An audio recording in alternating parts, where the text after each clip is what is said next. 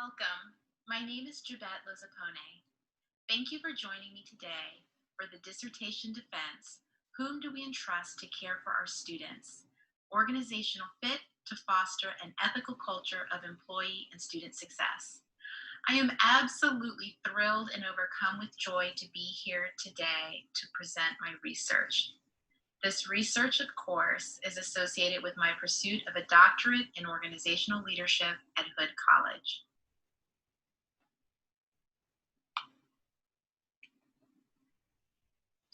I would first like to begin by thanking my committee members. Thank you to each and every one of you. I extend my sincerest gratitude for offering your time, energy, knowledge, and encouragement. Your continued support is immensely appreciated. I could not have done this without you. I am here today because of you. Make no mistake about it. The purpose of this study was to identify the individual core values prized most by faculty, staff, and administrators in a community college, the overall optimal values to foster a culture of student success, and to explore the role of the institution's ethical identity and fit in fostering a culture of student success. Fit was assessed through person-organization, PO, fit, as opposed to other types of fit by using value congruence and perceived fit. My goal was to answer 5 central research questions with this study. Which individual core values do faculty, staff, and administrators prize most in a community college? Which are the overall optimal values perceived to foster a culture of student success? What role does an institution's ethical identity play in fostering a culture of student success? How does value congruence between person and organization foster a culture of student success? And lastly, how does perceived fit between person and organization foster a culture of student success? I conducted a qualitative insider action research study so that I could remain fluid, flexible, and open to the data that emerged from the research. I consistently engaged in iterative cycles of plan, observe, act, reflect through writing researcher memos, field notes, and jottings. The research site was a Mid-Atlantic Region Community College that serves 20,000 full-time and part-time enrollments.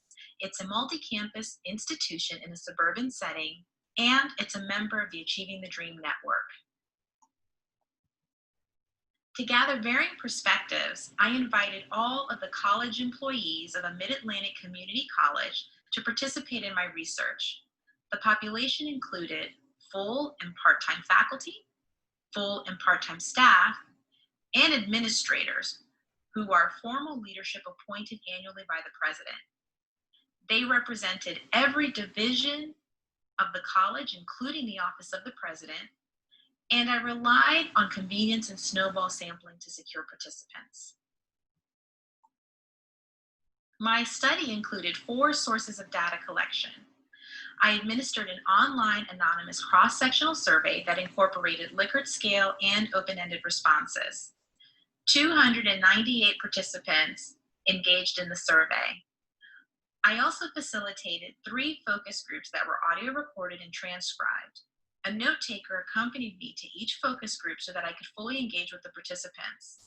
I conducted separate focus groups for administrators, faculty, and staff in order to promote candor in responses in a safe setting with similar perspectives due to the nature of their role at the institution.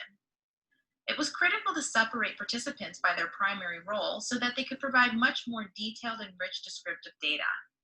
Focus groups also led to more and different types of information than the survey and interviews. I also conducted semi-structured interviews, which were audio recorded and transcribed.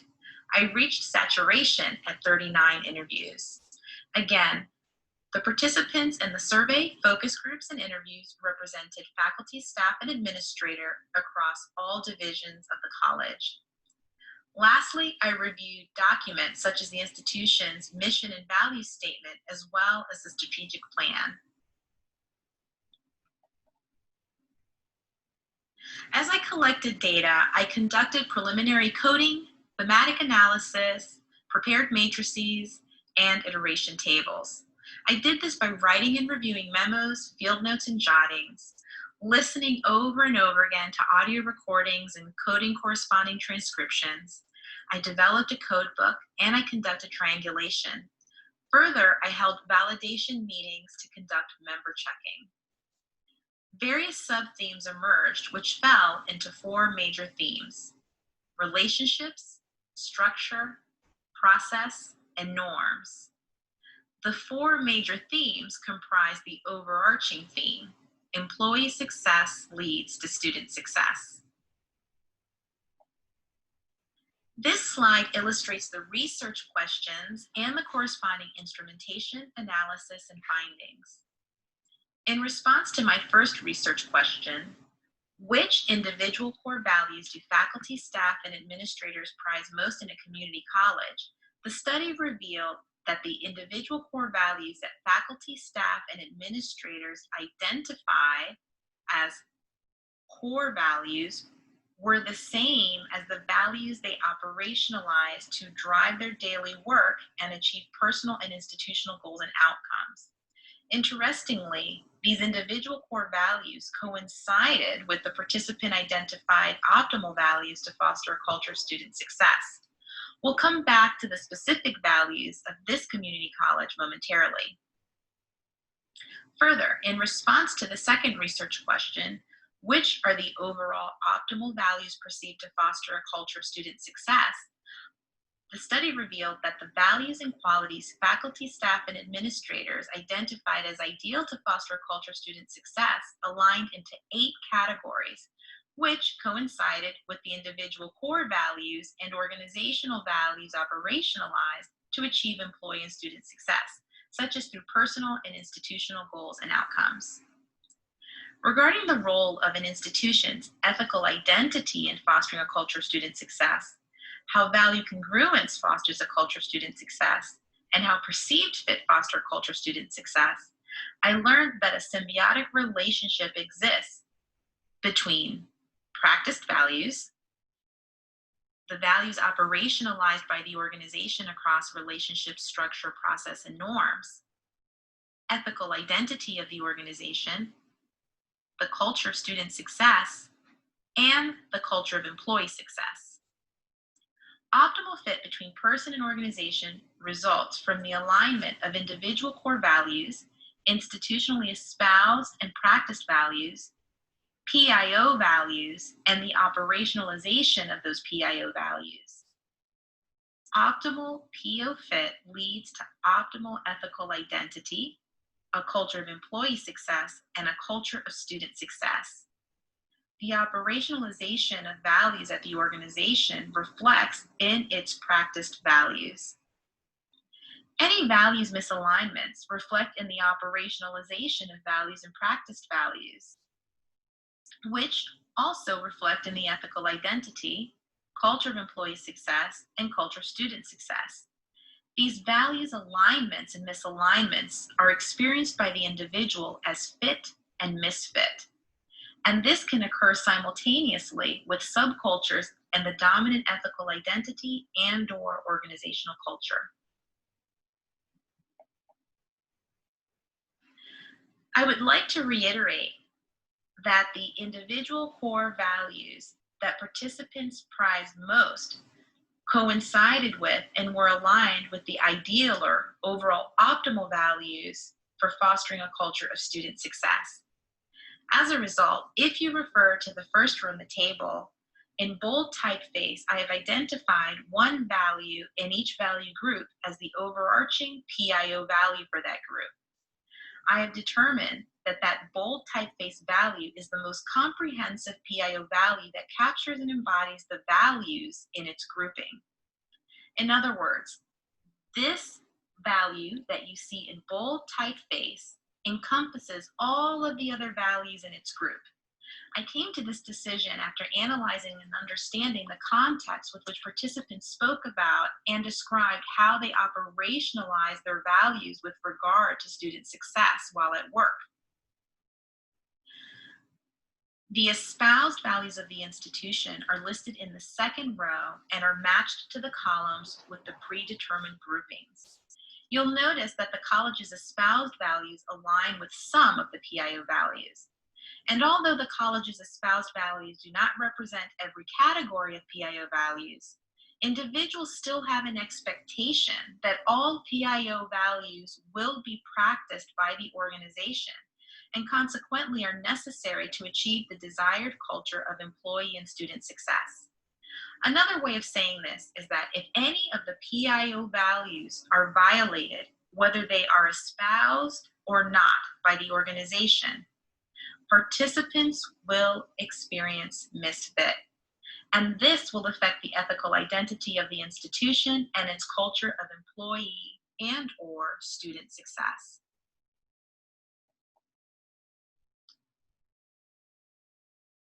The overarching result is that employee success leads to student success.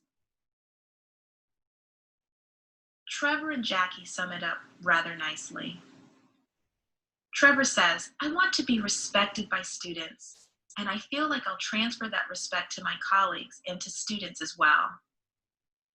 Jackie says, I remember when I fractured my tibia plateau and I was in a wheelchair. The custodian here, who doesn't speak any English, seemed to know when I was coming through the doors and opened the doors for me every day during the day. He's just an amazing person. And so, it's kind of like his opening the doors for me was just like my turning to open the doors for students, or any faculty opening up doors. And I see it all the time. I developed a conceptual framework to illustrate the interconnection between values, culture, and ethical identity to illustrate how employee success leads to student success. The alignment of values between individual and organization, in other words, the fit of the individual at the organization, and the operationalization of the values practiced at the organization reflect in the organization's ethical identity, culture, student success, and employee success. In other words, a symbiotic relationship exists between ethical identity and a culture of success. Further, the institution's culture of success and ethical identity reflect in which values are operationalized and how those values are operationalized across relationships, structure, process, and norms. Relationship, structure, process, and norms are the four major themes that emerged from the data as participants talked about the college's culture of student success and consequently their own success. Each major theme contains sub-themes. Optimal employee fit with the organization occurs when there is alignment between individual core values, institutionally espoused and practiced values, PIO values, and where PIO values are operationalized across relationships, structure, process, and norms.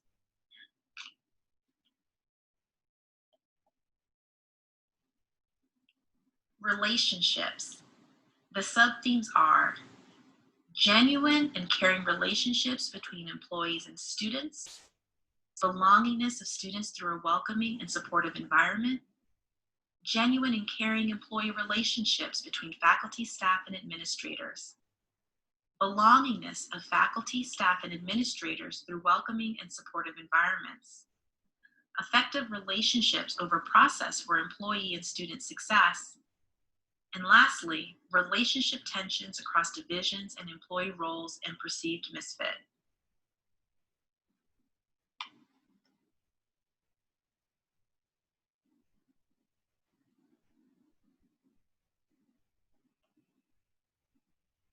The next major theme, structure. The sub-themes are, what the president says and does matters. Well-intentioned is not the same as walking the talk. To strengthen or undermine the organization, hierarchy, bureaucracy, and the status quo. To strengthen or undermine the organization, conservatism, risk aversion, and the status quo. To strengthen the organization, professional development. Lastly, to strengthen the organization, diversity of faculty, staff, and administrators.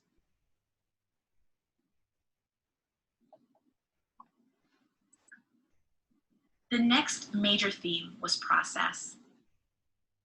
The sub-themes are to strengthen or undermine the organization, communication, equitable access and stewardship of resources, which include resource management and equitable access to resources operationalized. Lastly, gaps in practices and employee and student success.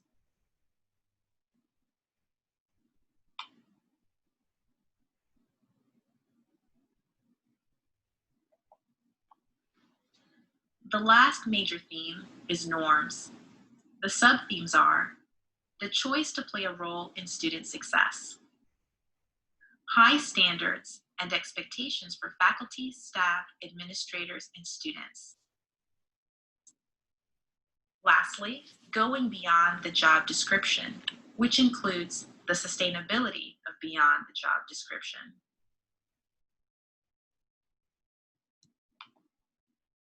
I'll now turn your attention to the significance of the study. The identification and operationalization of PIO values by organizations can be used to assess optimal PO fit, to institutionalize optimal values, and foster a culture of employee success and student success in an ethical manner. In addition, PO fit has important implications for selection practices at colleges and universities and how they invest their limited resources into initial staffing and professional development efforts. Also, it contributes to the literature on PO fit and student success by blending fit epistemologies and shining a light on employee success as a catalyst for student success. It's important to note that there are several limitations to this study, which include researcher positionality, small sample size, data accuracy, time constraints, and researcher bias. It's possible that the participants could have provided the answers that they felt I, as the researcher, wanted to hear rather than what actually occurs. Another limitation is the generalizability of findings, which cannot be made since the study is limited to just one community college in the Mid-Atlantic region. In addition, participants' perceptions may not have accurately reflected their actual practices. Also, there's the issue of time constraints. I had 1 year to gather and analyze data, present, and defend my dissertation. Lastly, while I exerted every effort possible to mitigate any researcher bias, it is possible that I still had unconscious biases at play. So some of the implications include the following. Optimal PO fit between faculty, staff, and administrators with the higher education institutions that they serve can foster an ethical culture of employee and student success. More importantly, it might be that through the operationalization of PIO values across relationship, structure, process, and norms, that robust collaboration and effective decision-making can take place within the institution. 2, develop equity-minded policies and procedures that are efficient and promote the institution's ethical identity. Also, to facilitate institutional goals and outcomes in accordance with the completion agenda. And lastly, to foster a welcome and supportive environment where faculty, staff, administrators, and students can achieve their goals. In addition, an ethical culture of student success can only occur where an ethical culture of employee success exists. Some practical implications for incorporating PO fit into selection, socialization, and managerial practices include the following. Organizational positioning and buy-in to the culture, creating awareness around fit and improving organizational effectiveness, opportunities for candidates to operationalize their values during the interview process, promoting cultural transformation, helping to mitigate rising labor costs, institutionalizing organizational values, advancing a holistic approach to employee success, targeted investment in professional development efforts for administrative assistants and others, and last but not least, sustaining an organization's ethical identity. Some ideas for future research include the following. Values operationalization as a means to focus student success research on the individuals serving students. Also, quantitative, qualitative, and mixed method studies to explore differences and similarities between types of organizations and across industries. In addition, blending fit epistemologies to explore strength of fit resulting from alignments and misalignments between objective, subjective, and perceived fit when PIO values are operationalized to understand the influence on practiced values, ethical identity, and organizational culture. Last but not least, a growth mindset approach at the organizational level to enact a student success mindset. This could be done by exploring how to leverage PIO values to foster organizational learning, open communication, and promote knowledge sharing. So what's next for me? I'd like to continue my research on PO fit and PIO values. I also plan to present at conferences, and I'm exploring opportunities to begin publishing as Dr. Lozupone. This is the conclusion of my presentation. Thank you so much again to my committee. I now welcome your questions and recommendations.